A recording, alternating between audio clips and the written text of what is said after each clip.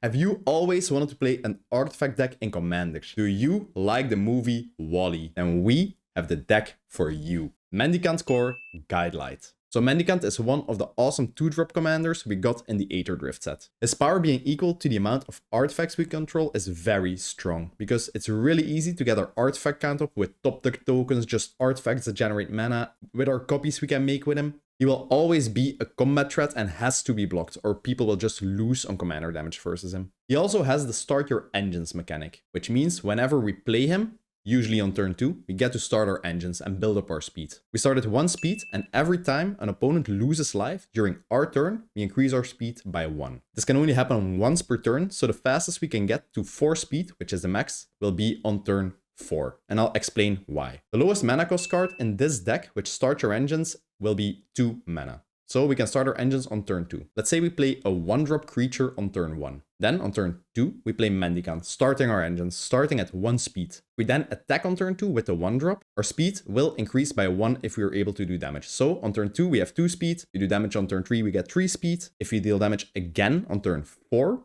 we will get to max speed, which is what his last ability is all about. His last ability is honestly what makes Mendicant absolutely crazy. Whenever we cast an artifact spell with our commander on the field, we get to pay 1 mana if we're at max speed and copy that spell, which is absolutely crazy. Just imagine playing artifacts and copying them for 1 mana. If I told you this was a card and you didn't know our commander yet, you would not believe me, right?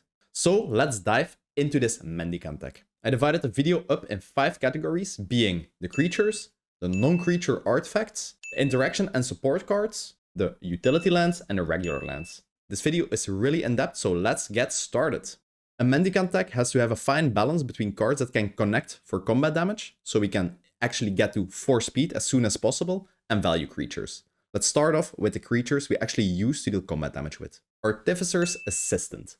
This 1-drop, 1/1 flying burp is perfect for any artifact deck. Whenever we cast a historic spell, in this deck being legendary creatures or artifacts, we get to scry 1. It's a perfect 1-drop to connect with to get our speed up as soon as possible, and we get to scry a lot, so we can scry the lands we don't need to the bottom of our deck when we don't need them. Yeah, as per Sentinel, it's a white deck. You should include this in any white deck, but especially in Mendicant. Esper Sentinel is a 1/1 artifact creature, so it scales up our artifact count. In this deck, we can actually scale up its power, so people will have to pay more than 1 mana, or we will draw a ton of cards. It's a staple in many decks, but in this deck, it's even better. Nothing more to say about it. Gingerbrute. This is an awesome 1-drop creature. It's a 1/1 artifact with haste. Perfect to get those speed increases just from 1 damage. You can also pay 1 mana, and it can only be blocked by creatures that have haste, which is not something that people have laying around. It's just an awesome 1-drop to get damage in, to get our speed up. We can also sacrifice it to gain some life.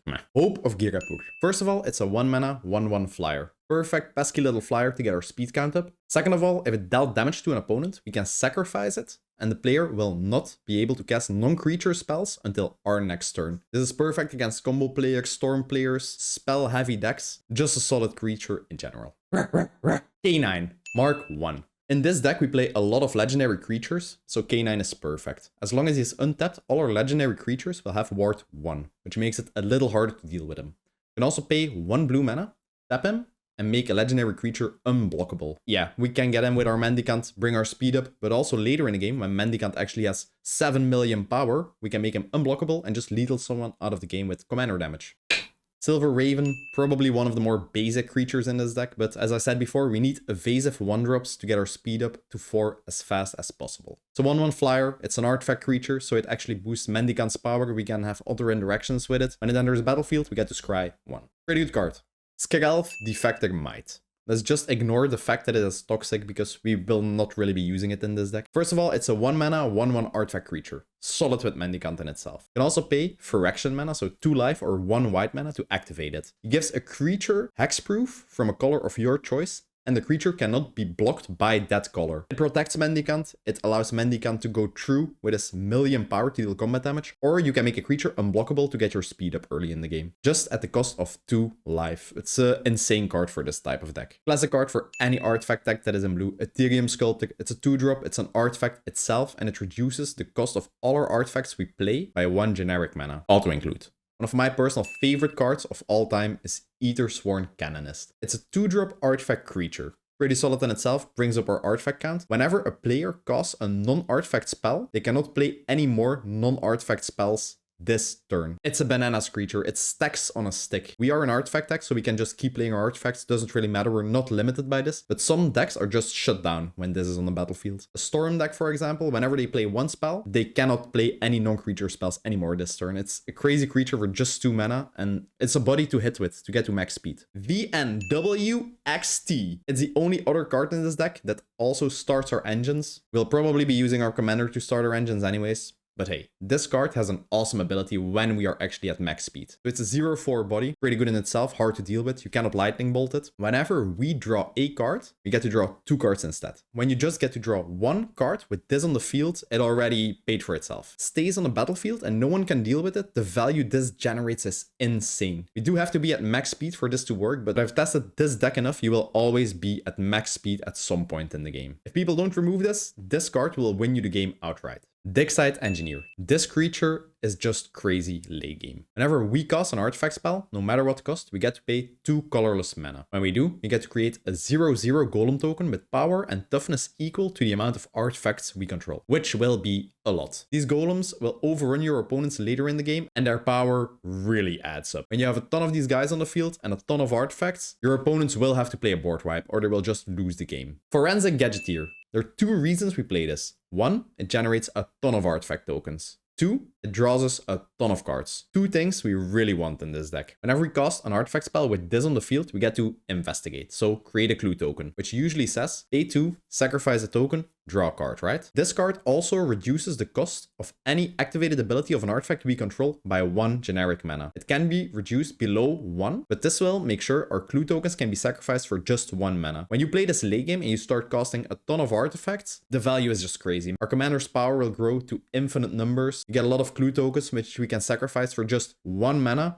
which is really efficient. So it's just a perfect fit for the deck. Another auto include in any artifact deck really is Foundry Inspector. It's a colorless creature, so really easy to cast, reduces the cost of all our artifact cards by 1 generic mana. Perfect. Master of Ethereum. Personally, I'm not that big of a fan of the card and I still have to test it out. His power and toughness are equal to the amount of artifacts we control. So this creature can be 50-50, a 1/1, depending on the amount of artifacts you control. That being said, he doesn't really do that much, except for being a big body and buffing your other artifacts by a 1/1. It's solid, but in my opinion, it doesn't really matter if he has 5 power or 500. People can just chum block him with a 1/1 token and he will not do anything. With our commander, we're able to copy him and generate a ton of these tokens, but yeah, still, I'll have to test him out and see how he works. Sai Masoctopterist. We also need win cons in this deck, obviously, and Sai is just great at that. Whenever we cast an artifact spell, he generates us a 1/1 flying topter. Very solid, you can overwhelm your opponents with this. For just 2 mana and sacrificing 2 artifacts, we also get to draw a card. We can use our clue tokens for this, we can use treasure tokens, we can use the creatures we don't need to actually generate card advantage. It's a really solid card and he can win you games. Scrawling Crawler. He's just been released in the Foundation set and he's been making waves in EDH ever since. He's a really solid card. First up, he's an artifact creature. Perfect for this deck. Whenever an opponent draws a card, they lose 1 life. When we get to copy this with our commander and we get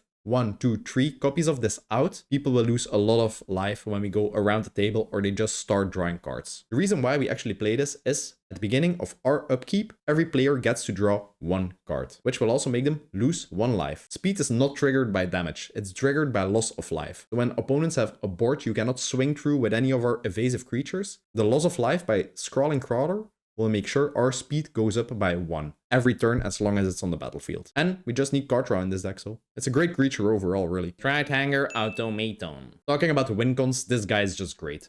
First up, he's a Topter Lord, so he gives all of our Topters +1/1. Now, how do we make Topters? Whenever we create an artifact token with this guy on the battlefield, we will get that many tokens plus 1 Topter token. Later on in the game, especially if we have a copy of this with our commander, this gets out of hand really fast. We cast an artifact, we just get 2 Topters, they're actually 2/2 flyers. Yeah, every turn we can do this, it's crazy. It's a really valuable card for just 3 mana. Unctus Grand Meta Text. Now this card has a lot of text. This guy is an artifact creature itself. He also gives all other artifact creatures +1/1, so he's an artifact lord. Really good in itself. He also reads whenever a blue creature becomes tapped for any reason, we get to draw a card, discard a card. So actually filter through our deck, which is a really good ability. For 1 fraction mana, we get to turn any creature on the battlefield into a blue creature. So we can just make our top tiers into blue creatures, and when we swing with them, we get to loot like 5-6 times depending on the amount of creatures we have. It's a really solid card. It's a really good card advantage. We can just draw cards, discard cards we don't need. For example, lands later on in the game. It's an auto include in an artifact creature based deck, really. You can't play Azorius artifacts without Urza Lord Protector. He reduces the cost of our artifact,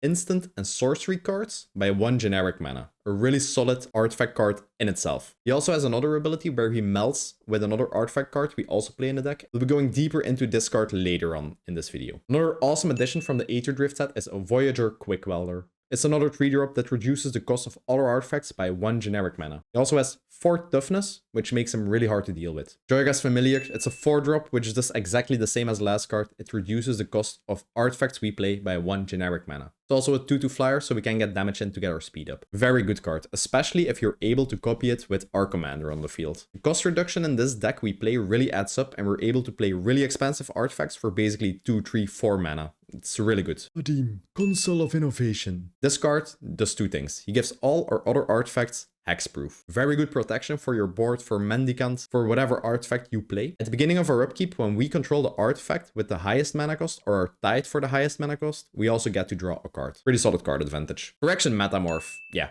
What should I say? It's been around for years. It's a 4-drop you can cast for 3 mana, since it has fraction mana in its cost. It enters the battlefield as a copy of any artifact or creature on the battlefield, and you can do some really funny shenanigans with this in Mendicant. It's a crazy good card in most decks, especially in this one. Yeah, I don't really know what I should say about Solemn. It's Mr. Roboto. He enters, he searches basic land, he dies, you draw cards. If you make copies of this, it's really insane. The value it gives without copying is crazy, let alone if you can copy it with Mendicant. We don't really play this in our most powerful decks usually, but especially with our commander and the ability to copy it and its synergy with other artifact cards in this deck, we have to include it in this deck. Urza, Lord High Artificer. I think we can all agree this is the single strongest blue artifact creature that exists in Magic. When he enters, we get a golem token with power and toughness equal to the amount of artifacts we control. We can tap an untapped artifact we control to generate 1 blue mana. It doesn't stop there. We also get to pay 5 generic mana, shuffle our library, flip the top card, and play it without paying its mana cost. This creature is just bananas. When you drop him with a ton of artifacts on the field, you can just make a ton of mana, use it for its ability. He also comes in with a big golem token. It's a perfect fit for the deck. It's a perfect fit for any artifact deck in general. Aha, one of our win cons, Illustrious Wanderglyph. It works with the City's Blessing. As long as we have 10 or more permanents in play, all our artifact creatures get +2/+2. So it's a lord for all the artifact creatures we already play. At the beginning of each upkeep, not just yours, every opponent's upkeep as well, we get a 1/1 gnome artifact token, which scales with the first ability. Just imagine playing this and making a copy for just 1 measly mana with our commander. If we actually have 2 of these guys out, we will take over the board in 1 round of turns.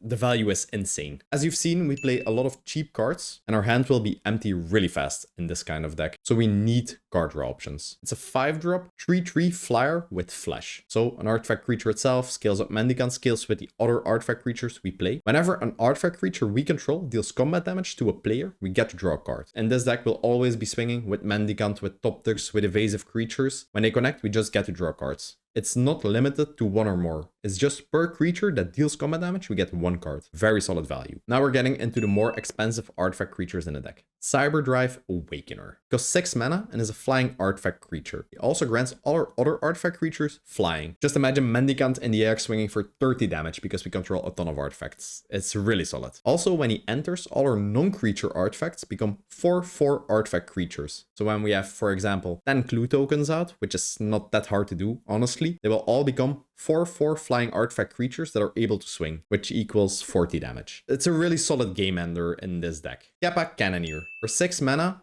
not really, because it has improvise, allowing us to tap artifacts to pay for its mana cost. We get this awesome creature. That's Ward 4, so it's really hard to target. Whenever it or another artifact enters the battlefield, we get to put a +1/+1 counter on it, and it becomes unblockable until the end of turn. Sometimes with this deck, we will have a lot of cheap artifacts out on the field and we'll be able to cast it on turn 3, for example. It just becomes a really big body with wards, so it's hard to deal with, and it's unblockable. Perfect to get up our speed and to close out games with. If your opponents want to remove this, they will have to commit a lot of resources to it. Our first affinity for artifact cards in the deck.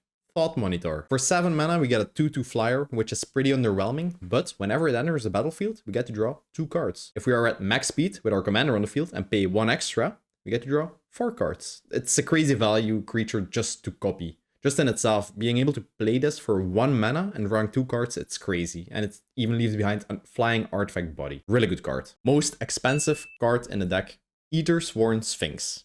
But not really, because it also has affinity for artifacts. If you have 7 artifacts on the field, we can just play this for 1 white and 1 blue mana. It's a 4/4 flying body, which is good, and it has Cascade, which means we get to flip the top cards of our library when we cast it until we hit a permanent card. If the value is 9, 9 because that's its original mana cost, or less, we get to put it into play. It's a really solid card, although it doesn't work with Mendicant. If you pay 1 to copy it, you only cast it 1 time, so you only get to Cascade 1 time. The copy does enter, but it doesn't have Cascade, since it triggers on cast. Last, but certainly not least, is Hangerback Walker. So it enters the battlefield with X +1/+1 counters on it, depending on the mana you paid. All the cost reduction creatures we play in this deck also apply to its effect. So let's say we have 2 cost reduction cards out, reducing its cost by 2. If we pay 4 for it, it will enter with 3 counters. Really solid in itself. Also, for 1 mana, we can tap it and add a counter to it. Whenever it dies, we get that many Topter tokens, equal to the amount of counters on it. It's a really annoying creature, it grows, it becomes really big. Whenever your opponent's destroyed, we get that many Topter tokens. Upping our artifact count by a lot, growing Mendicant's power, and just all the synergy we have in this deck in general. Before we continue to the non-creature artifacts, don't forget to hit like and subscribe.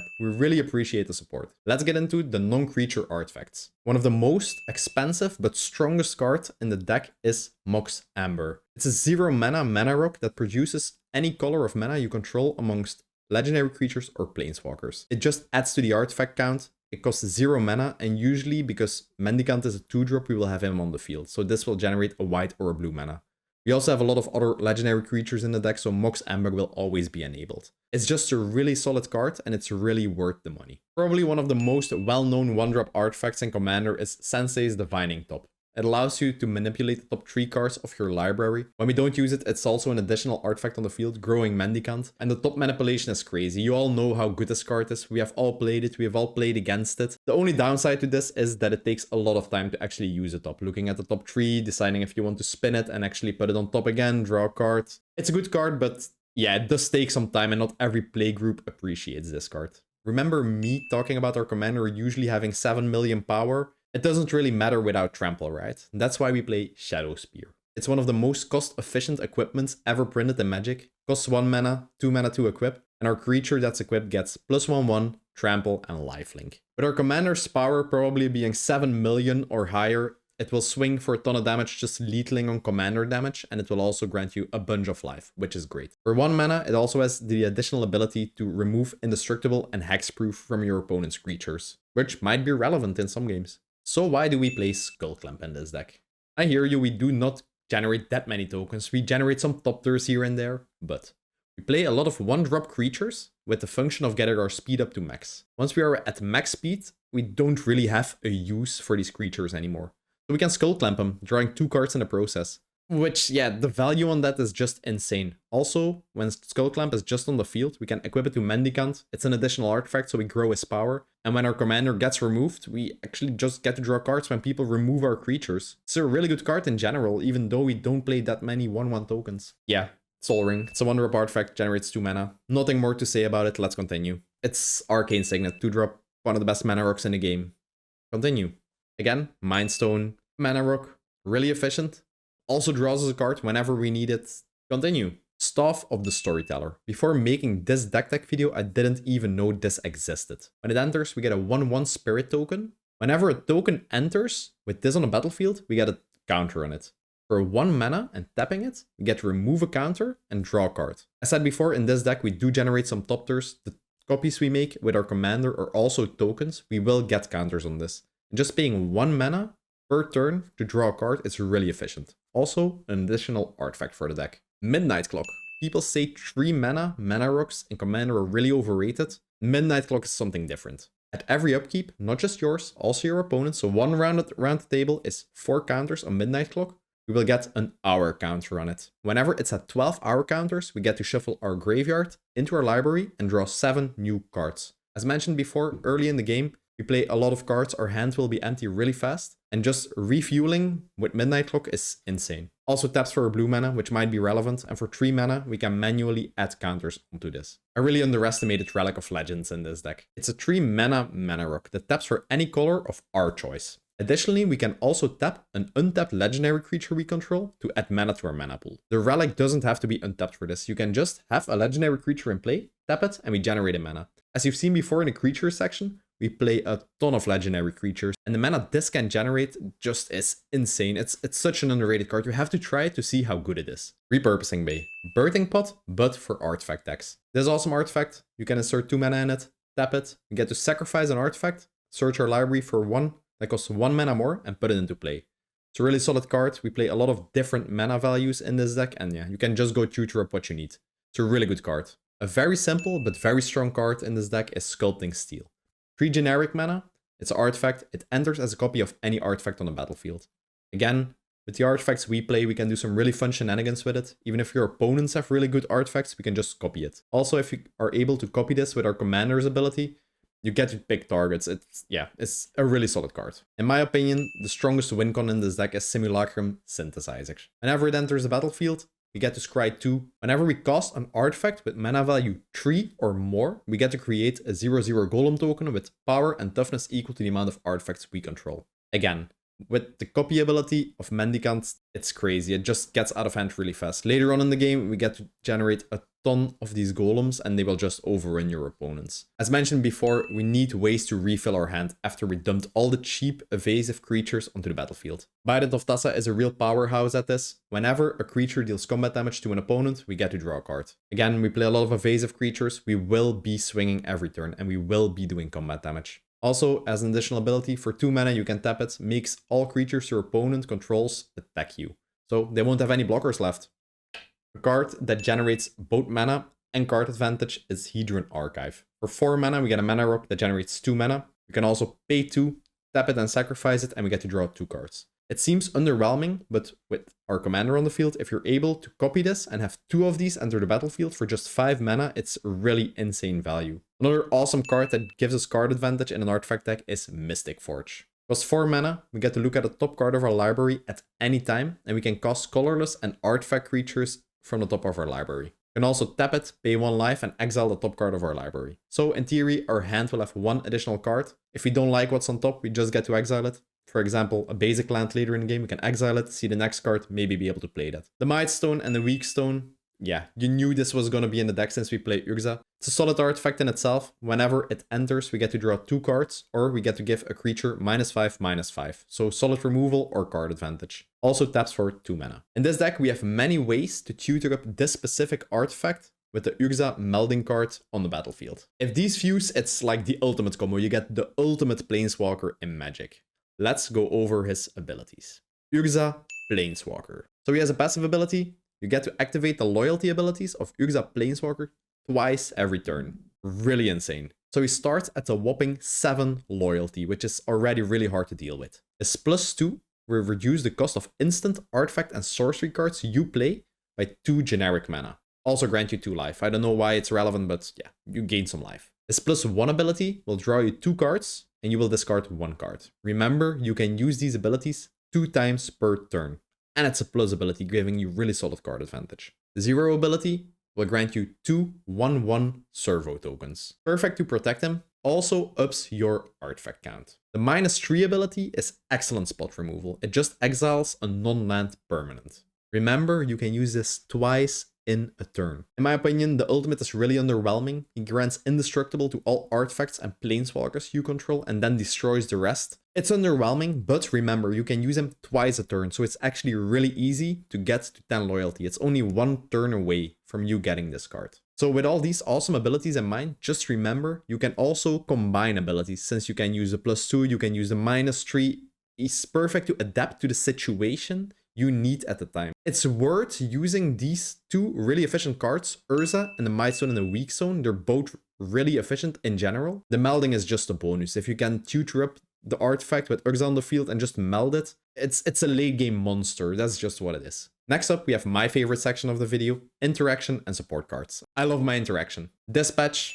It's one of the most efficient removal spells ever printed if you have 3 artifacts in play. So Metalcraft means whenever you have 3 or more artifacts, you also trigger that ability. For 1 mana, we just get to exile a creature on instant speed. No downsides. Enlightened Tutor, it's obvious in this deck. 1 mana, we can just search our library for an artifact or an enchantment and get to put it on top. We can just get the pieces we need at the time in the game. We can get acceleration early, we can get game enders late in the game. And we also play some really relevant enchantments, which you will see later in this section. More awesome removal, Path to Exile, 1 mana, removes a creature.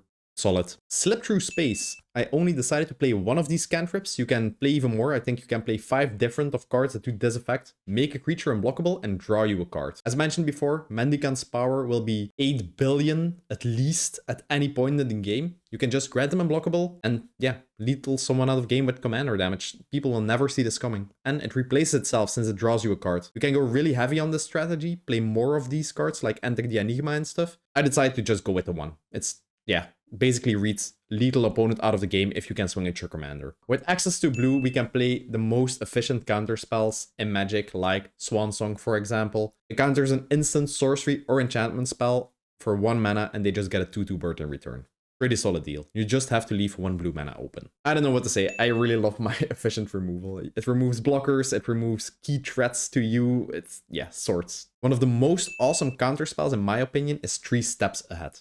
For 3 mana, it acts as a generic counterspell, countering anything, but it also has the spree mechanic. We can also pay 3 additional mana and create a token copy of an artifact that we control. Very good in this deck.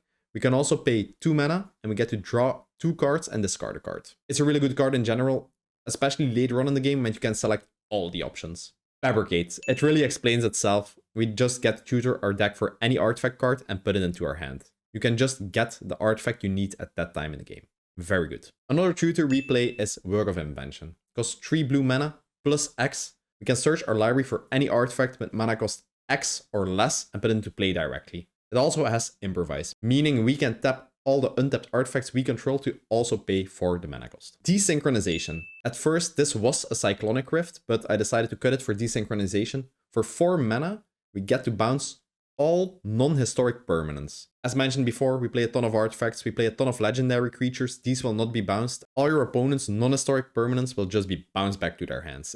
It can be a really one-sided bounce effect for the entire table. Efficient Construction. In my opinion, this should have really been an artifact, but it's an enchantment. Hey, it's a win con in this deck. Whenever we cast an artifact spell, we get a 1/1 Topter. It might seem really underwhelming just getting a 1/1 Topter, but we will be casting a ton of artifacts in this deck. It will be insane. Also remember, our commander's power goes up with every Topter we control. This gets out of hand really fast. Smothering Tide. As mentioned before, we play a lot of strong enchantments in this deck. We're in white, you should play Smothering Tide. It's a broken card. 4 mana, whenever an opponent draws a card, they have to pay 2 or we get a treasure token. It's broken in most decks, but in this deck in particular, a treasure token is an artifact, scaling up our commander's power. Yeah, it's good.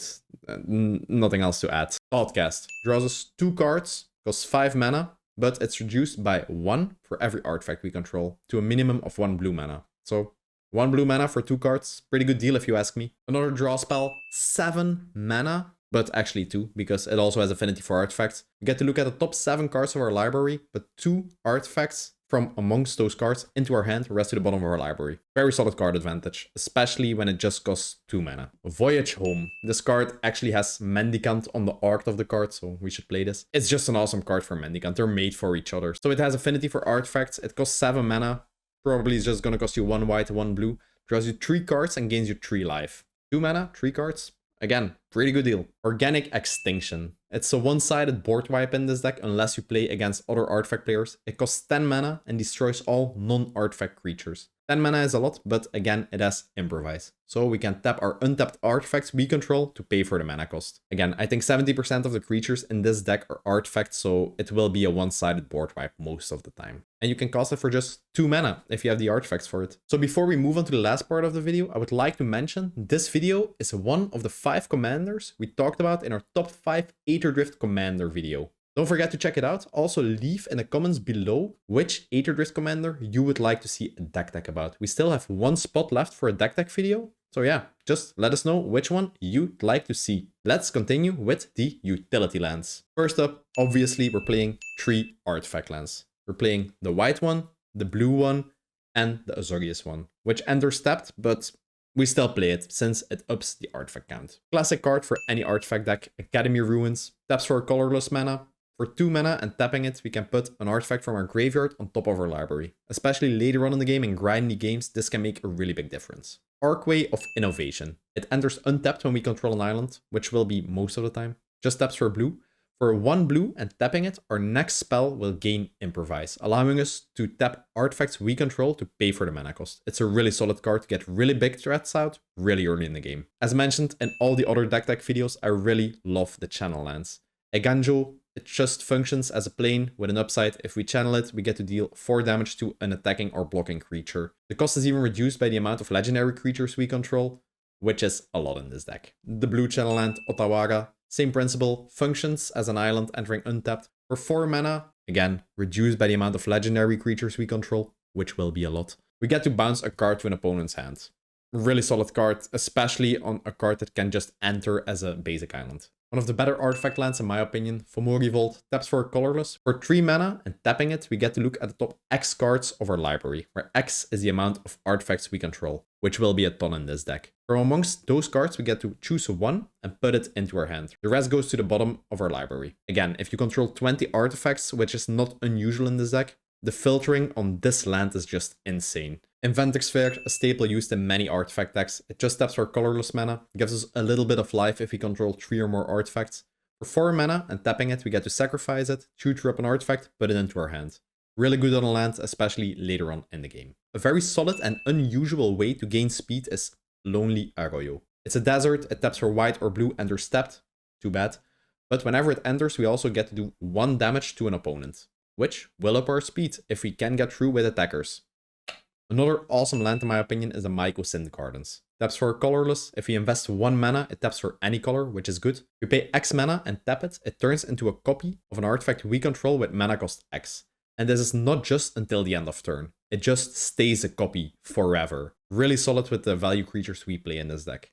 Just remember, don't copy any legendary artifact creatures, because you will have the legend rule. You will have to sacrifice 1. Tragic Vault, it's good. It taps for colorless, doesn't come in tapped. We get to pay double X, create that many treasure tokens. It's a very solid card, also ups the artifact count by a ton. Last but not least, we play 2 MDFC lands.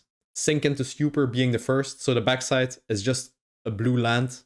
For 3 life, it enters untapped, great.